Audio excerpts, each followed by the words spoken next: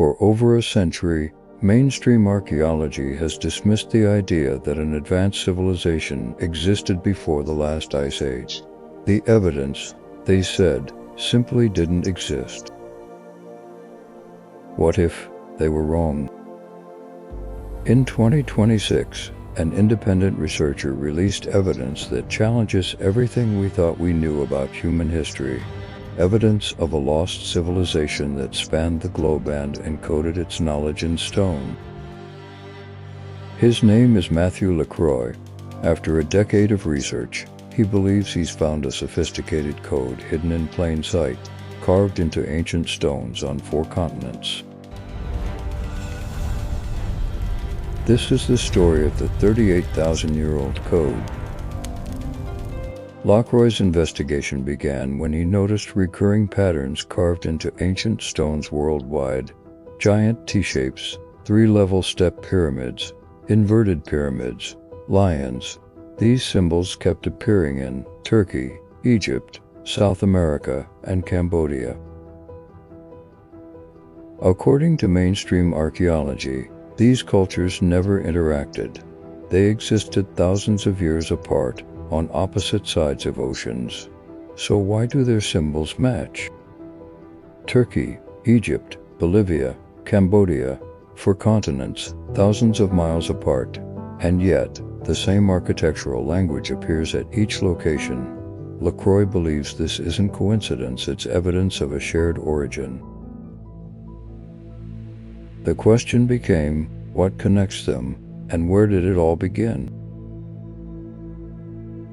LaCroix traces the origin of this global system to a place called Ionis near Lake Van in eastern Turkey. He dates it to around 40,000 years old, making it potentially the earliest source of this ancient knowledge. Just 300 miles southwest of Lake Van lies another site that rewrites history, Göbekli Tepe, dated to 12,000 years ago. It's considered the world's oldest temple complex. Its T-shaped pillars weigh up to 20 tons. They're carved with animal foxes, snakes, birds, built at a time when humans were supposed to be simple hunter-gatherers. Notice the T-shape. The same symbol appears at Göbekli Tepe and at Lake Van, which LaCroix dates 30,000 years older. Either the symbol persisted for 30,000 years, or LaCroix's dating is correct. Göbekli Tepe was deliberately buried around 8000 BCE. Deliberately. Why would anyone bury their greatest temple? Unless they were preserving it for something or someone in the future.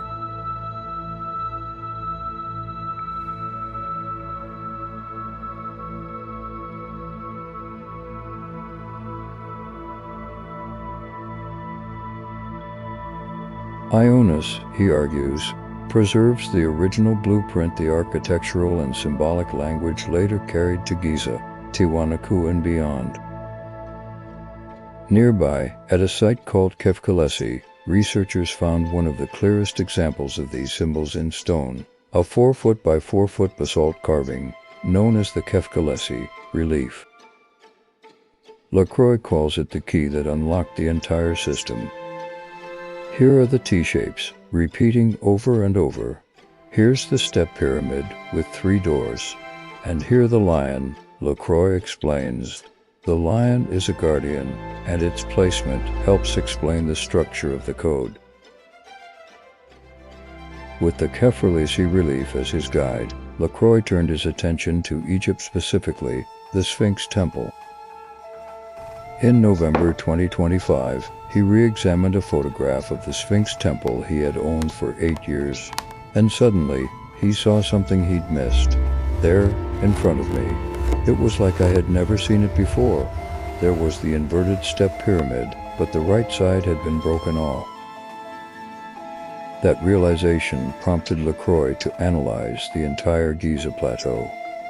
He found the same symbols repeated in the Sphinx Temple, the Valley Temple, and the mortuary temples of Kafur and Menkaure.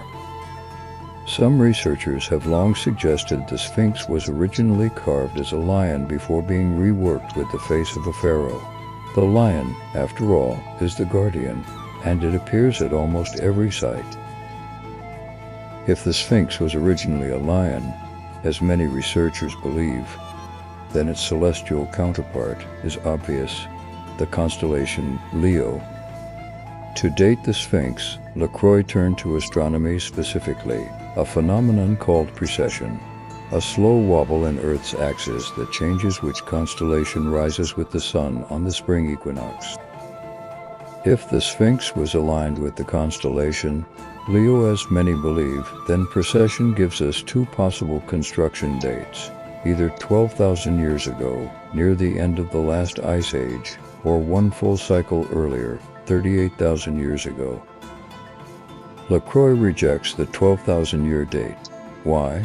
Because geological evidence suggests catastrophic flooding at the end of the Ice Age would have destroyed any surface structures.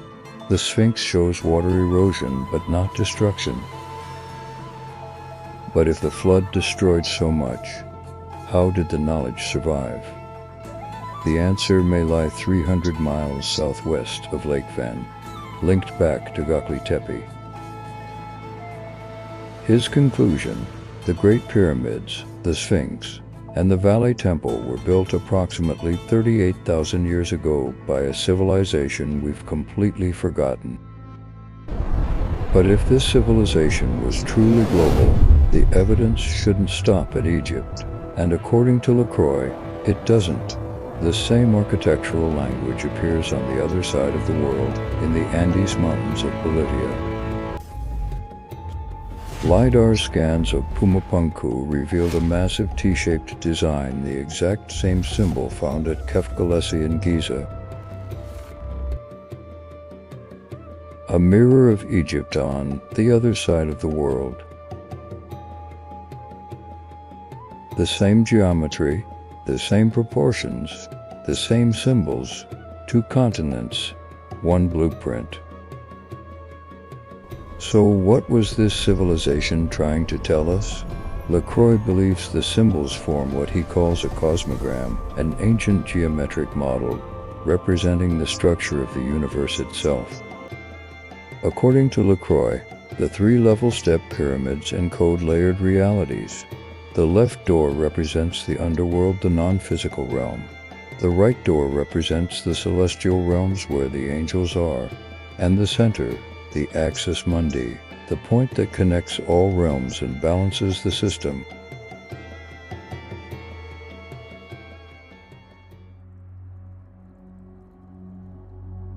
LaCroix connects this framework to later Egyptian traditions, particularly Hermeticism, attributed to Hermes Trismegistus.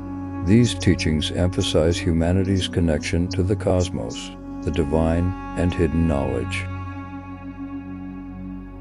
The ancient code, LaCroix believes, was deliberately hidden to preserve knowledge through catastrophic events, knowledge about who we really are. There's another mystery we haven't addressed. How did they move multi-ton stones with such precision without modern technology? One theory gaining traction: acoustic levitation, using sound waves to reduce weight or even lift objects. Tibetan monks reportedly used this technique to move stones hundreds of feet up cliffs. Modern physics confirms its possibility on a small scale, but could our ancestors have scaled it up? Could sound have moved mountains? At sites like PumaPunku, the cuts are so precise within fractions of a millimeter that some researchers believe only resonance could achieve such accuracy. What if sound was their technology? What if we've been looking at these sites wrong, not as architecture, but as instruments?